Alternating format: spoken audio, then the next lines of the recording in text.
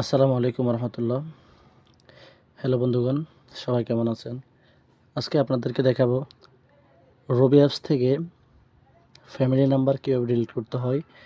Family যারা যারা রবি অ্যাপসে রবি সিমের ফ্যামিলি প্যাক নিচ্ছেন, তারা 3 মাস পরে কীভাবে ফ্যামিলি প্যাকের নাম্বারটা ডিলিট করতে হয় সেটা অনেকে জানে না।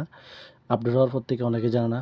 তো আমরা সর্বপ্রথম রবি অ্যাপস লগ ইন করবো। রবি অ্যাপস লগ ইন করার পরে একটু নিচে আসবো। নিচে আসলে দেখবেন এখানে খেয়াল করবেন এখানে মাই ফ্যামিলি একটা অপশন আছে। আমরা মাই ফ্যামিলিতে ক্লিক করব। মাই ফ্যামিলিতে ক্লিক করার পর দেখেন, যদি ফ্যামিলি প্যাক নিয়ে থাকেন তাহলে একটু খেয়াল করিয়েন।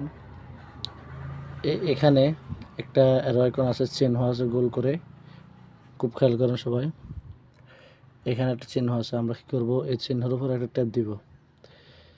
আমরা 3 মাস আগে আমরা এই নাম্বার থেকে আমরা ফ্যামিলি প্যাক নিয়েছিলাম। এখন আমরা 3 মাস শেষ, আবার নিতে হবে। এখন কি করতে হবে, আমরা এখানে একটা ক্লিক করব। এখানে ক্লিক করলে নিচে দেখবেন একটা লেখা আসছে, এখানে দেখেন নিশ্চিত, আর একটা হচ্ছে বাতিল করুন। আমরা কি করব, প্রথমে আমরা এখানে নিশ্চিত করুন এখানে ক্লিক করব।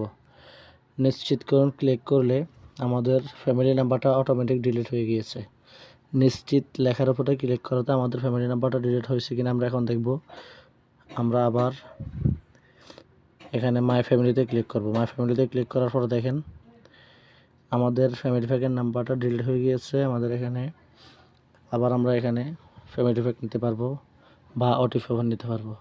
তো আমি এখন যেভাবে দেখাচ্ছি সেম এভাবে কাজ করলে আপনারা ফ্যামিলি নাম্বারটা ডিলিট করতে পারবেন। আমাদের ভিডিওটি কেমন লাগলো সকলেই কমেন্টে মতামত জানাবেন, আর সাবস্ক্রাইব করে রাখবেন আমাদের চ্যানেলটি। কিছু গুরুত্বপূর্ণ ভিডিওগুলো আপনাদেরকে দেওয়া হবে, যেটা আপনাদের সকলের প্রয়োজন। ভালো থাকবেন, সুস্থ থাকবেন। আল্লাহ হাফেজ। আসসালামু আলাইকুম রহমতুল্লাহ।